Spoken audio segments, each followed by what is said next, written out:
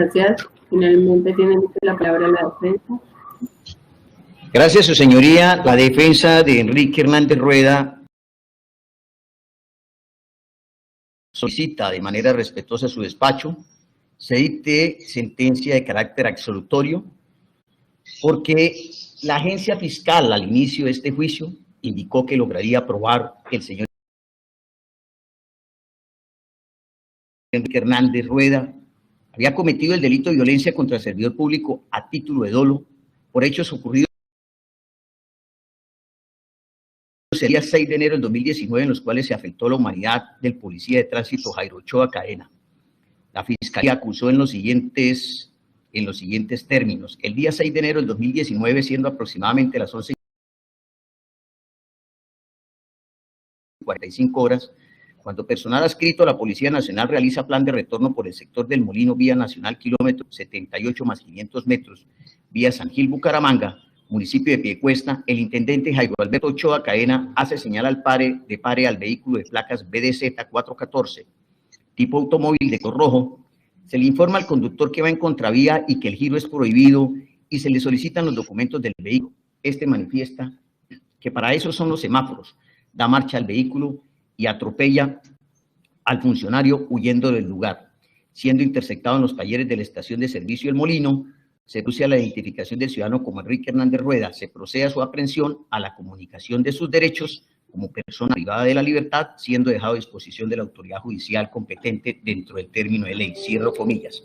Pues bien, su señoría, lo anterior tesis pretendió probarla la Fiscalía en lo que refiere a la responsabilidad y autoridad del señor Enrique Hernández Rueda, con los testimonios del señor Jairo Ochoa Cadena en calidad de víctima y del señor Eliezer Quiroga Díaz, quien concurrió a sus estrados. Respecto al testigo Eliezer Quiroga Díaz, la sesión del 22 de noviembre de los corrientes indicó en audiencia que se encontraba en el momento de los hechos en compañía del intendente Jairo Ochoa. Indica que como quiera que estaban juntos, Jairo Ochoa le realizó la señal de pare al vehículo conducido por el acusado y le solicitó a este los documentos del vehículo, a lo que el conductor respondió en tono alterado que para eso son los semáforos. En ese momento emprende la huida y arrolla a Jairo Ochoa. Refirió que de inmediato se subieron a las motocicletas interceptando al hoy encartado en los talleres. Durante el contrainterrogatorio, afirmó que Jairo Ochoa se le acercó a la ventanilla del conductor a requerirlo, que ambos agentes de tránsito se encontraban juntos, que la distancia del vehículo a ellos era de 1,5 metros e indica que el accidente sucede porque el agente Jairo Ochoa se encontraba delante del vehículo esperando el descenso del conductor para la entrega de los documentos. En igual forma, manifestó que el investigado fue capturado al interior del vehículo conduciéndolo y alrededor de ellos no había más vehículos. De otro lado, en la sesión del 1 de septiembre de la anualidad se escuchó la declaración de Jairo Ochoa. Como víctima de los hechos investigados, menciona que el conductor venía transitando en sentido contrario y pretendía realizar un giro a la izquierda para bajar por el semáforo que comunicaba con el barrio La Candelaria. Indica que existe una señal de tránsito de prohibido, que al observar el interés de la maniobra se le realiza la señal de pare al conductor, que se acercó y dijo que no podía hacer eso. Refiere que el conductor le manifestó que hay mucha congestión vehicular, que él va a ir por ahí, indicándole que ellos están haciendo el control y como agente de tránsito está indicando que no se puede avanzar, a que menciona que el conductor le dice que entonces dejará el vehículo abandonado en el lugar, dio reversa y estacionó el vehículo. Observó que venía otro vehículo como hacer la misma maniobra y se fue dirigiendo hacia ese vehículo y es entonces cuando el señor conductor por la ventanilla dice palabras soeces y acelera de manera agresiva y violenta y al colocar en marcha lo atropella. Durante el contrainterrogatorio mencionó que el compañero Eliezer Quiroga se encontraba a una distancia promedio de 10 metros. Al interior de la estación de servicio no hay señalización vehicular. Afirma que la distancia entre el sitio donde impartía órdenes a donde se posicionó el vehículo al dar reversa se encontraba a una distancia de 3 metros. Arguye que en ningún momento se le acercó a la ventanilla el conductor. No recuerda haber solicitado al conductor documentación del vehículo. Indica que el golpe debió recibirlo con la parte izquierda delantera. Acepta que para requerir el vehículo que se aproxima, luego de que da reversa el acusado, él avanzó a detener a otro vehículo. En la instancia probatoria surtida de la Fiscalía, esta debía aproximarse a los hechos acusados, así como la pretensión demostrativa de culpabilidad de su señoría. No hubo una acción inmediata de atropellar a la gente por parte de mi hoy defendido. Respecto a estos testimonios, se evidenció en juicio que lo narrado por Eliezer Quiroga, así como su informe de captura, carecen de realidad fáctica en lo siguiente. Primero, no se encontraba al lado del agente Jairo Ochoa, situación que la misma víctima indicó que entre ellos existía una distancia de 10 metros. Segundo, desvirtuó lo relatado por Quiroga respecto a que se requerían documentos del vehículo, así como que Jairo se aproximara a la ventanilla del conductor. Tercero, Quiroga expresa que una vez requeridos los documentos se emprende la huida arrollando a la gente, contrario al relato que hizo la víctima, que una vez impartida la orden de no avanzar, el acusado dio reversa al vehículo y posteriormente lo arranca, no como indicó Quiroga, que de inmediato se arrancó el vehículo y se accidentó. De todo lo anterior, su señoría, pues que ha demostrado que tanto los informes realizados por Eliezer Quiroga como su declaración distan de la realidad, mostrando que el testigo incurre en contradicciones e en imprecisiones, siendo este un testigo que no ofrece un valor probatorio de certeza, cuando su testimonio fue distinto al de la víctima. Por ende, su señoría, su valoración del testigo debe ser ignorado por las imprecisiones en que ocurrió distintas a las brindadas por la víctima. Por otra parte, la defensa en su etapa probatoria contó con declaraciones de la señora Esperanza Rueda, Sonia Becerra, Enrique Hernández, obtenidos en la sesión del 29 de noviembre, la declaración de la señora Esperanza Rueda, quien refiere que el día de los hechos hacía mucho calor. Los hechos ocurren al interior de la bomba El Molino. Ella se encontraba en el lugar de los hechos como copiloto del vehículo que conducía el acusado. La intención del encartado era tomar la vía Piedecuesta Bucaramanga, pero que debido al cierre vial tuvo que ingresar a la bomba El Molino buscando devolverse por la misma vía que ingresó. Al interior de la estación de gasolina se encontraba un policía de tránsito, el cual indicó que por ahí no podía avanzar, que debía volverse por la vía Curos. Alrededor de ellos se encontraban otros carros. El agente se encontraba a una distancia promedio de 5 metros. Desde ahí el agente hacía las señas y se comunicaba con el acusado y con los otros vehículos. El señor Enrique cumplió la directriz de no avanzar y de buscar otra ruta, realizando la maniobra de dar reversa al vehículo. Mientras este realizaba la maniobra, la testigo Esperanza manifiesta tenía puesta su mirada en el parabrisas frontal desde la posición del copiloto. Indicó esta que una vez se da reversa, emprende marcha hacia adelante, siendo esto en cuestión de segundos. Frente al vehículo no había nadie que impidiera el avance. Ella siente como un golpe al costado izquierdo del vehículo por el lado del espejo al momento de avanzar el vehículo. Asegura que el policía no estaba enfrente ni había gente que impidiera realizar la marcha del vehículo. El policía nunca se acercó a la ventanilla del vehículo y el señor Enrique se comunicaba desde la distancia. Al lado del policía de tránsito no habían más compañeros. Otros policías se encontraban como a 10 o 12 metros por el lado de la autopista. Al momento en que el señor Enrique es direccionado por el agente, este no le solicitó documentos al vehículo o personales. Una vez sucede el accidente, Enrique desplazó el vehículo hacia los talleres de la misma bomba con la intención de dejar bajo sombra a su familia, devolviéndose al pie para poner la cara respecto a lo sucedido. El señor Enrique no vuelve al vehículo. Posteriormente llegaron unos agentes solicitándole la entrega de las llaves y finalmente indicó que ellos no conocían de antes al agente de tránsito objeto del accidente. En sede de contrainterrogatorio, afirmó que la gente debió, al momento de arrancar el vehículo, chocarse por la parte izquierda del mismo. Se desconoce por qué la gente se desplazó desde donde estaba dando las instrucciones hasta el lugar con el que impactó con el vehículo, concluyéndose que todo lo dicho por la testigo guarda relación con lo indicado por la víctima. En ese mismo sentido, el mismo 29 de noviembre se escuchó a la señora Sonia Becerra, quien refirió que se encontraba al interior del vehículo donde estaba acompañada de sus hijos menores, la señora Esperanza y el señor acusado. Ellos terminan en la bomba El Molino debido a que al salir por la autopista para tomar la vía Floridablanca a Bucaramanga no había paso en esta por la operación Plan Retorno, habiendo un trancón a la altura de la estación El Molino. El policía de tránsito al interior de la estación indicaba a los vehículos que se devolvieran, que no había paso por el cruce que intentaban hacer. Esto lo hacía con señas para todos los vehículos. La intención de ellos era buscar regresarse por donde habían ingresado a la estación. El policía de tránsito se encontraba a una distancia de 5 o 6 metros de distancia.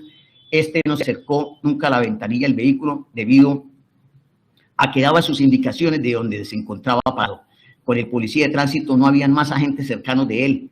Una vez imparte la orden el policía de tránsito al señor Enrique y a los demás vehículos, este da reversa al vehículo como quiera, que ella estaba en la parte de atrás del automóvil y ayudó a mirar si habían vehículos que obstaculizaran para que él pudiera dar reversa. Una vez logra dar reversa y pone en marcha hacia adelante el vehículo, ella pierde de vista la parte frontal para atender a su hijo menor que se encontraba llorando. Luego del accidente, el señor Enrique avanza el vehículo a dejarlo en los talleres, dejándolo a ellas en el carro junto con las llaves, y él se volvió caminando. Afirma que la gente nunca se acercó a la ventanilla del vehículo y tampoco le solicitó documentos de automóvil o personales. Asimismo indica que el estado anímico del señor Enrique no se exacerba por factores de calor. Quienes estaban incómodos eran los niños ese día. Pero también concurrió el señor Enrique, su propio procesado, que durante su interrogatorio clarificó los hechos de la siguiente manera. Los hechos investigados en al interior de la bomba El Molino. Él ingresó a la bomba con la finalidad de buscar una vía alterna y no tener que ir a la vía Curus. Cuando intenta hacer un cruce al interior de la bomba, un agente de policía le hacía señas a él y a los demás carros indicando que no se podía hacer ese cruce. El policía de tránsito se encontraba a una distancia de 6 metros haciendo las señas que debían devolverse a todos los vehículos. Indicó que otros policías se encontraban a una distancia promedio de 20 metros. El agente que impedía el cruce no se acercó a la ventanilla del vehículo, menos a requerir documentos del automóvil o de él. A lo lejos, él trató de explicarle que estaba con sus hijos, que hacía mucho calor buscando le permitiera el paso. El agente no le responde, le da a entender con las señas que debe volverse, buscando así retroceder el vehículo y desviarse por donde entendía lo había direccionado el agente de tránsito. Él da reversa al vehículo, lo acomoda en un lugar donde venden comidas. Durante dicha maniobra no cruzó palabra con el agente. Una vez posicionado de inmediato el vehículo en marcha reversa, emprende la marcha hacia adelante, sintiendo al arrancar un golpe en el vehículo. Aclara que durante la maniobra de reversa pierde de vista al policía de tránsito, entendiendo que el policía se había quedado en el lugar de donde estaba regulando la operación de tránsito.